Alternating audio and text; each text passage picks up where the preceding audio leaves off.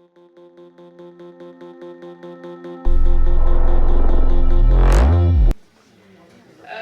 next topic is lower face. It's the lower face. और lower face में क्या क्या रीजन्स हैं, कौन कौन से एरियाज हैं जो हमने एड्रेस करने होते हैं?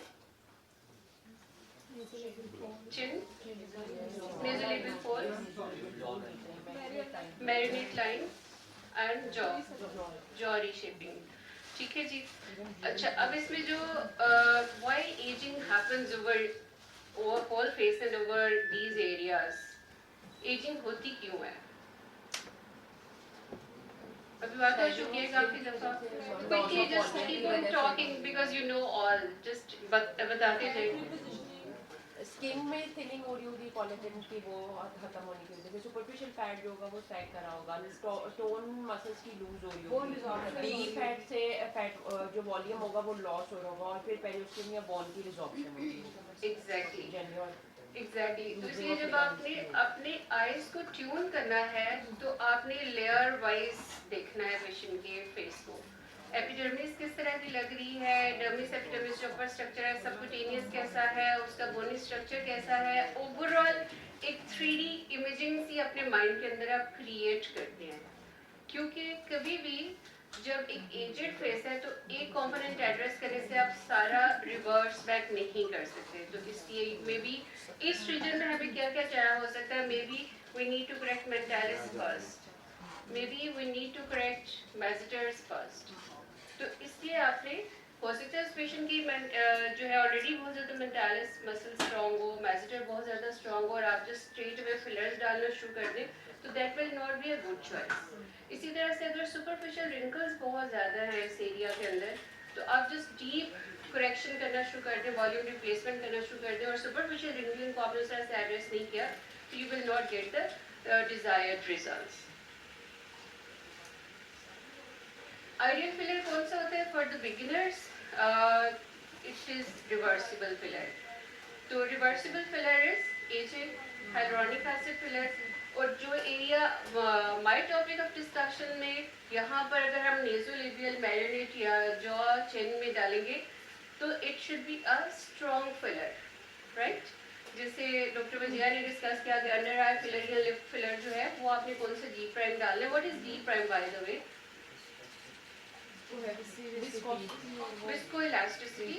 It is the quality of the filler to retain its shape. जब वो डिफॉर्म करना है उसको तो दोबारा से कैसे वो अपनी शेप को रिगेन कर लेता है. That is elasticity and viscosity is resistance to flow. So how much viscoelastic a filler is, that shows the G prime. Higher the G prime, filler will stay over the area and it will cause the volume contouring, face contouring or replacement better.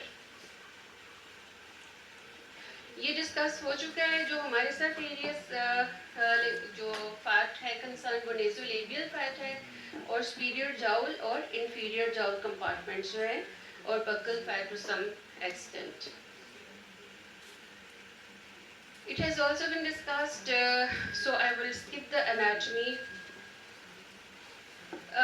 Facial fillers होते कितने types के हैं? इसमें temporary हो सकते हैं जैसे कि एचे फिलर्स, लॉन्ग लास्टिंग हो सकते हैं 6 months to 2 years. इसकी क्या एग्जांपल है? जैसे कि इलांसे है, PCL filler, right?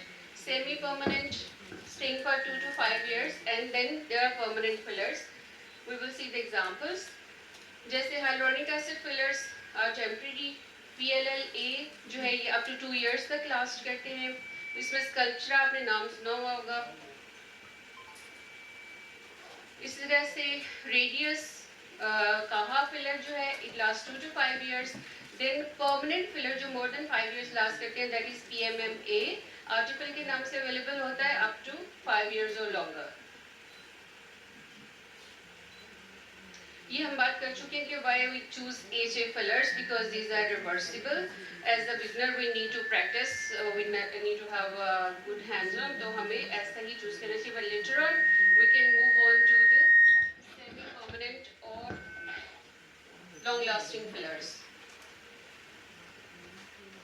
Sir is the expert in this thermostensil. This is like fat grafting. These are also fillers and natural body fillers. So, what techniques we can use while injecting our patient?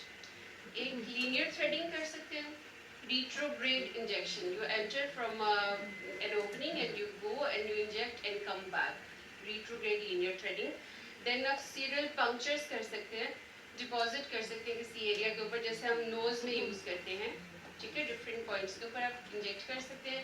Fanning आप एक ही जगह से enter होंगे और फिर आप fan out कर देंगी, जैसे कि nasolabial में या जैसे कि marinate lines जो है इनको हम फिल कर सकते हैं. क्रॉस हैचिंग में you go vertical and you go horizontal. और क्रॉस हैचिंग में हम कहाँ पर ज़्यादा करते हैं, जब हमने सैड फेस को करेक्ट करना होता है.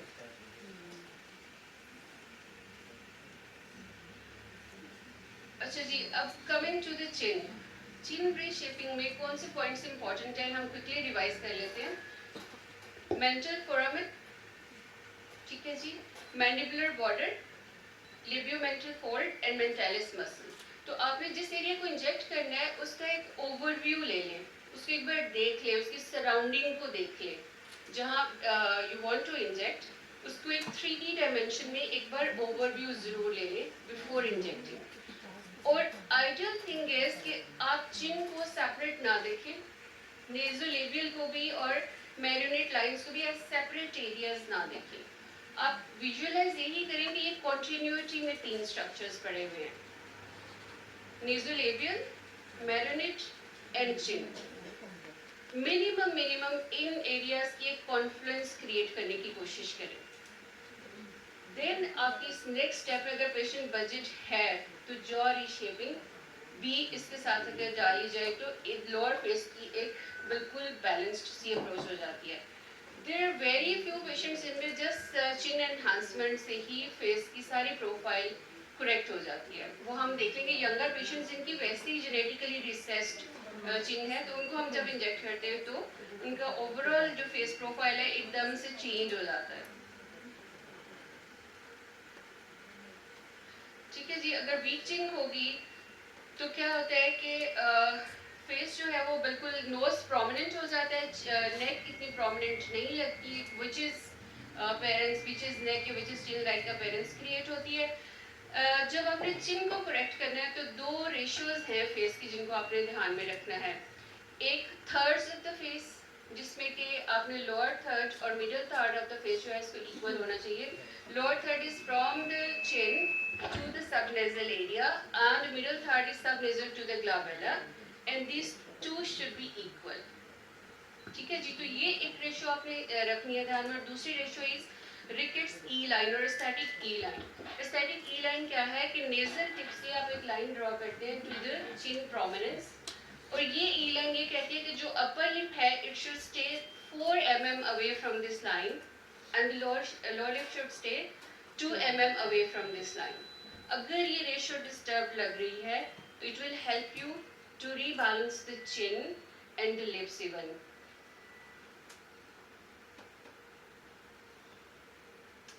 Then there are gender differences.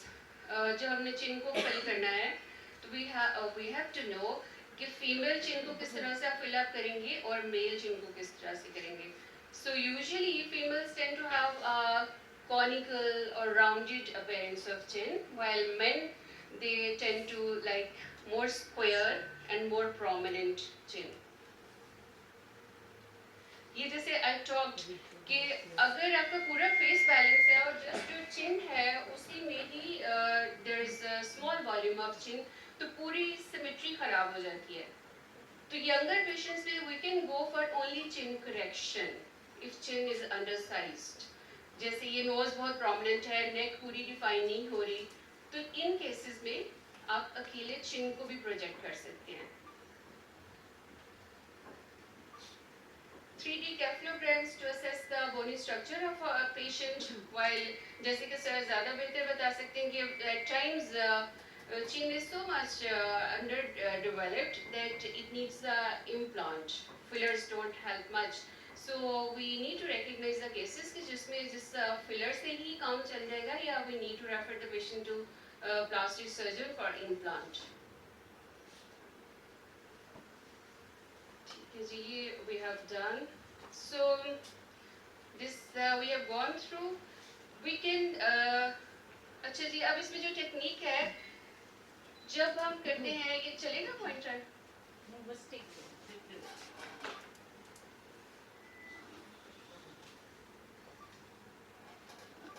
इसमें एक मेंटल टिप पे आप इंजेक्ट करने, नीडल इंजेक्शन से हम स्टार्ट करते हैं ओवर द मेंटल टिप और then over the mental prominences laterally.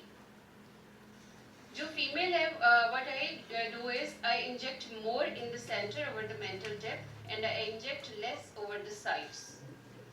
And in men, we inject more over the sides as well so that it gets a square shape. Aspirate before you inject the chin. Or one of my trainers, Rami Heather, you must all be knowing, he said that I inject chin in 15 minutes.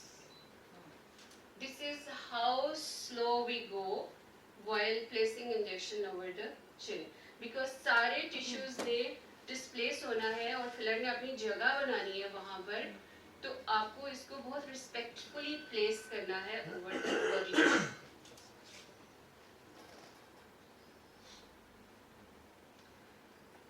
ये female चिन जैसे we were talking, इसमें हमने बहुत ज़्यादा square shape नहीं देना है. While in men we need to give more square shape. We go more laterally while filling the male chin. While filling the female chin, we stay more centrally. ये जैसे हमने बात की fillers और implants over the chin, इनके क्या pros और cons हो सकते हैं? High G prime, of course, and how much volume? Initially, try to give not more than 1 ml, but you can go to 2 ml if the chin is too much underdeveloped. So about nasolabial folds and marionette lines, we have gone through the anatomical landmarks repeatedly. That we have superior and inferior labial arteries, we have facial artery, angular artery going this way. जो हमारे से related यहाँ पर point है वो ये है कि नेज़ोलेबियल फोल्ड को जब आपने करेक्ट करना है तो initially in the nasolabial fold artery lies deep and later on in the piriform fossa it gets superficial. तो जैसे डॉक्टर शाजिया ने भी बताया, डॉक्टर वजिया ने भी बताया कि आपने जब इंजेक्ट करना है तो आर्टरी की प्लेन्स के ऑपोजिट जाना है. तो इनिशियली हम सुपरफिशियल रहेंगे और पिरिफॉर्म फोसा के ऊपर आप डीप जाएंगे. व्हाट आई डू इज कि यहाँ पर एक बोलस दे दें पिरिफॉर्म फोसा के ऊपर और जो फोल्ड है इसकी आप फैनिंग कर दें. Combine both techniques, needle and cannula.